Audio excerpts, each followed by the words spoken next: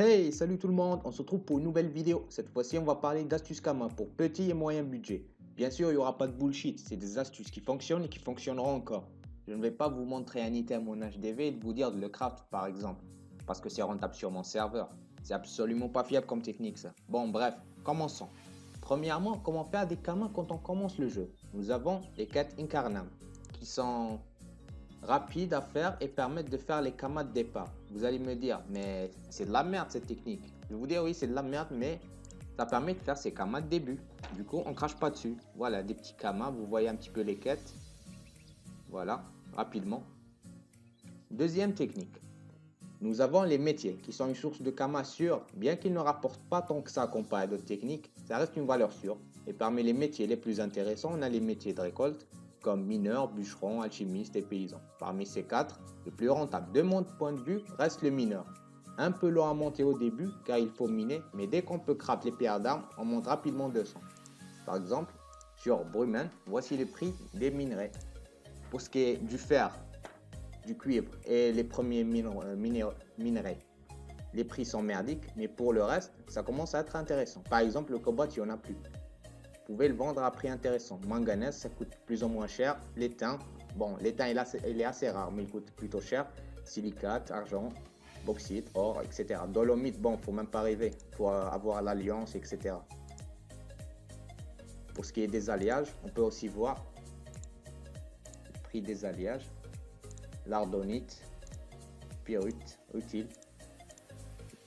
Le mineur reste toujours une valeur sûre. Troisièmement, nous avons les métiers de forge magie. Là, ça commence à devenir intéressant. Car grâce à ces métiers, on peut faire énormément de kamas, et ce, avec la FM d'item, que ce soit joyau mage avec les anneaux, amulettes, cordomage avec les bottes ceinture, ou costumage avec les capes et les coiffes, etc. Il y en a bien d'autres.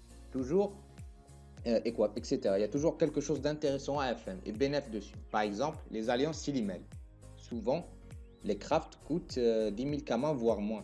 Mais les jets avec 32 sasa sont 30 000 kamas. Et pourtant, ils sont faciles à faire. Je vais vous montrer un petit peu en HDV. Je rappelle qu'on est sur Brumen. Les alliances Silimel, allez. Voilà, un exemple concret. Et à craft, 3000, 1500, 2000, même pas 10 000 kamas. Pour 10 000 kamas, on craft l'anneau.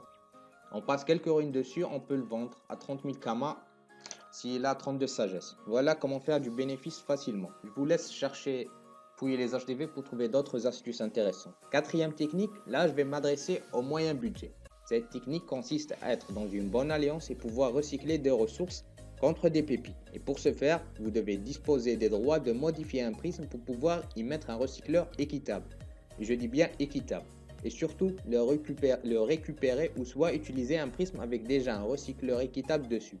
Je vais vous donner une zone très rentable, c'est l'île Minotaur, qui se trouve, je vais vous montrer sur la map, voilà, c'est cette zone-là, c'est l'île Minotaur.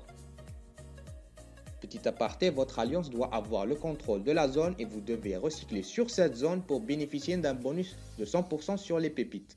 Il s'agit donc de recycler les ressources Minototes, sauf les Hitmoids sur mon serveur. Chaque ressource Minotote me donne pour 7800 kamas d'estimé en pépites. Donc en achetant ces ressources à 4000 kamas unité par exemple, on se fait du 3800 kamas facilement. Et si on réussit à choper beaucoup de ressources pour pas trop cher, là, on fait énormément de bénéfices. Je vais vous montrer l'HDV, le prix des ressources Minototes, sachant que j'en ai pas mal des ressources Minototes. Parce qu'actuellement, mon alliance ne possède pas la zone. Mais dès qu'elle aura la zone, je vais recycler énormément de ressources. J'essaie de faire un petit stock Minototes. Hop. Pour ce qui est des sabots. Bon, là, c'est pas très intéressant. Là, par exemple, c'est intéressant d'en acheter. Bon. Les fémurs. Pas très intéressant. Faut dire que j'en achète beaucoup. C'est pour ça que les prix ont tendance à monter. Je vais vous montrer dans mon inventaire. Voilà. Pour ce qui est des ressources Minototes, j'en ai pour 2 millions de. Je stocke en attendant l'almanach. En attendant que je puisse recycler. On clôture cette vidéo avec la cinquième technique. Il s'agit de l'élevage. Contrairement aux idées reçues, ça ne coûte pas très cher de commencer un élevage. Je conseille d'acheter quelques dizaines de couples au début. Et avec les naissances, vous pouvez agrandir votre élevage et faire énormément de camas avec ça. Bien que ce soit assez monotone et saoulant au début, on s'y fait. L'élevage reste une source de camas très fiable. Par exemple, si je vous montre mon coffre, je stocke un petit peu les naissances des 2-3 derniers jours. J'en ai pour 849 de pod, donc 849 certificats de dragon d'Inde. Sachant que j'en ai vendu quelques centaines. J'ai vendu quelques centaines de couples il n'y a pas longtemps. Ce qui m'a fait quelques kamas aussi.